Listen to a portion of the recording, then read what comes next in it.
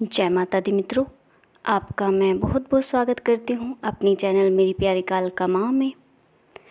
मित्रों, आज जिस विषय पर हम बात करने वाले हैं वो है दुर्गंध या महक से संबंधित। कभी कभी हमें अपने घर से ही, अपने आसपास से ही कभी हमें ऐसा लगता है कि हमें इत्र की खुशबू आ रही है, कभी हमें ऐसा लगता है जैसे बीड़ी की दुर्गंध आती है, और कभी कभी किसी को ऐसा लगता है कि जैसे अगरबत्ती की उनको खुशबू आती है और वे इधर उधर तलाशते भी हैं लेकिन उन्हें कोई कारण पता नहीं चलता, अकारण ही उन्हें वो खुशबू या बदबू आती है। देखिए मित्रों, ये प्रश्न बहुत से व्यक्तियों के मन में आए हैं कि ऐसा क्यों होता है कि उन्हें अपने ही घर में से कभी कभी इस प्रकार की दुर्गंध या सुगंध आती है जो आश्चर्य में डाल देती है, क्योंकि उस दुर्गंध या सुगंध का घर में कोई संबंध ही नहीं होता। तो मित्रों, आज इसी विषय पर हम बात करने वाले हैं कि इसके पीछे का कारण क्या है।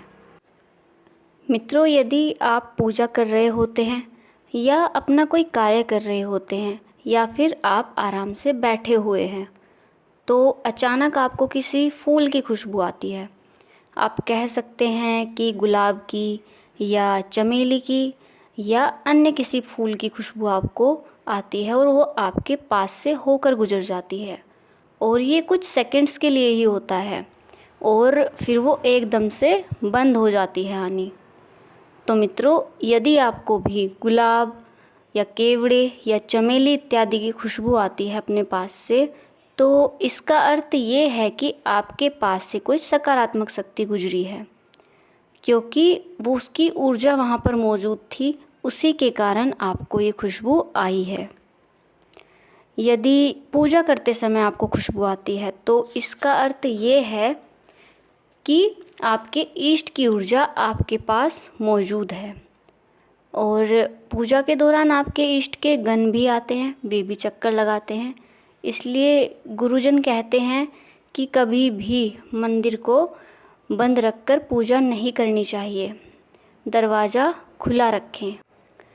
यदि आप अपने घर में कीर्तन करवाते हैं तो आपको अपना दरवाज़ा खुला रखना चाहिए, कभी भी गेट पर नहीं बैठना चाहिए और ना ही किसी को बैठने देना चाहिए।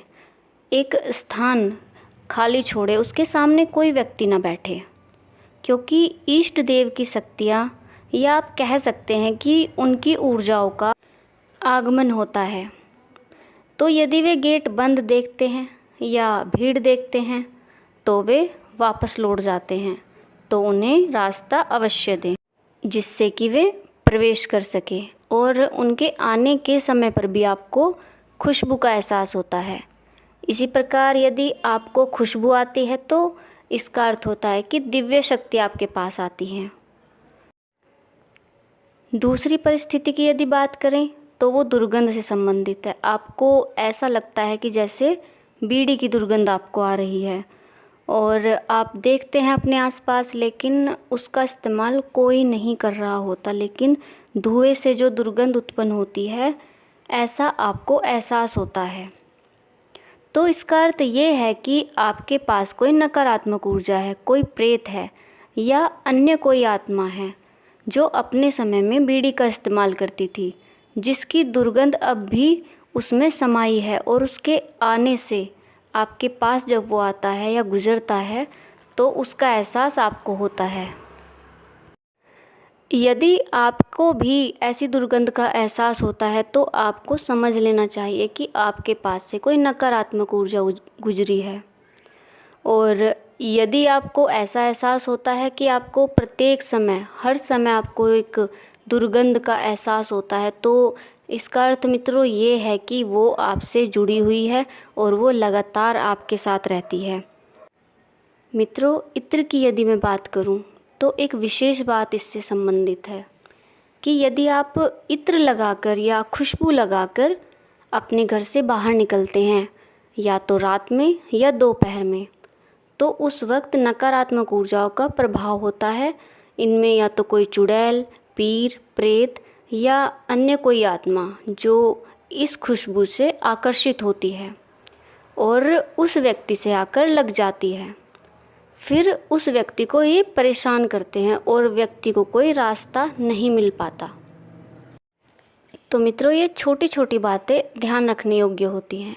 यदि अन्य खुशबू की बात की जाए, अगर आपको अगरबत्ती की ऐसे ही खुशबू आती है कि जैसे आपको एक समय के लिए लगता है कि अगरबत्ती की खुशबू आती है, आ रही है कहीं से, लेकिन उसका स्रोत पता नहीं चलता, तो इसका अर्थ ये है कि आपके पास से कोई पीर गुजरे हैं, क्योंकि पीर भी भ्रमण के लिए निकलते हैं। आपने देखा होगा कि मज़ार पर सदैव अगरबत्ती ही जलाई जाती है। तो यदि अगरबत्ती की खुशबू हमें आ रही है तो हमें समझ जाना चाहिए, लेकिन हम उसे जान नहीं पाते। इसका कारण ये है कि हम अज्ञानतावश ही रहते हैं, हमें इतना ज्ञान नहीं होता। अगर अन्य परिस्थिति की बात की जाए, यदि आपको जले हुए मांस की बदबू आती है और वो असहनीय होती है, इसका कारण ये है कि आपके पास से कोई जिन्न या मसान आके गुजरा है। और यदि लगातार बनी रहती है तो इसका अर्थ ये है कि वो आपके साथ ही है। मित्रों, जिनके साथ मसान लग जाते हैं उन्हें ऐसी बदबू आती है और सदैव ही अपने आसपास से आती है। वे सब जगह देख लेते हैं, चेक कर लेते हैं, परंतु उसके स्रोत का पता नहीं चलता कि ये बदबू आ कहाँ से रही है। जब मसान लगता है तब व्यक्ति का शरीर सूखने लगता है। आप डॉक्टर के पास भी जाते हैं, इलाज भी करवाते हैं, परंतु आपको आराम नहीं मिलता। टेस्ट भी आप करवाते हैं, टेस्ट से भी आपको कुछ पता ही नहीं चलता। दिन प्रतिदिन वो बीमार होता चला जाता है। यदि इस चीज़ का इलाज ना किया जाए और समय रहते इस चीज़ से बचाव ना किया जाए तो व्यक्ति के जीवन का अंत भी हो जाता है।